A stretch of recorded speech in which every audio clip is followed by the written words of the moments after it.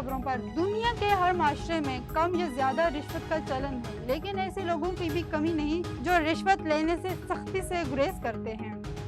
गैर कानूनी काम की तकमील या आउट ऑफ वे जाकर किसी को फायदा पहुंचाने के लिए अमूमन रिश्वत ली और दी जाती है, जिसको तोहफा, नाजराना, मिठाई जैसे नाम भी दिए जाते हैं। ताहम रूस में पुलिस एहलकारों ने रिश्वत की 25 बार की गई पेशकशों को ठुकरा दिया, जिसका सिला पुलिस इंस्पेक्टर को बड़े इनाम की सूरत में मिला। रूसी मीडिया के मुताबिक रूस के इलाके रुस्तोव पुलिस डायरेक्टोरेट ने नई एंटी करप्शन पॉलिसी शुरू की है।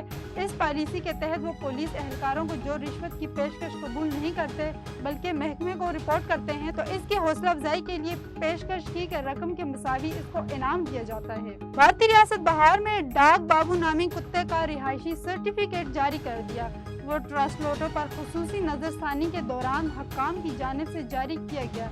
यह अनोखा सर्टिफिकेट सामने आया। सोशल मीडिया पर यह सर्टिफिकेट वायरल हो गया, जिसके बाद इंतजामिया की जानिब से इसे मनसूख कर दिया गया। सर्टिफिकेट में कुत्ते के वालिद का नाम कुत्ता बाबू और वालदा का नाम कुतिया देवी दर्ज था, जिस पर इंतजामिया के अफसर के दस्तखत भी किए गए थे।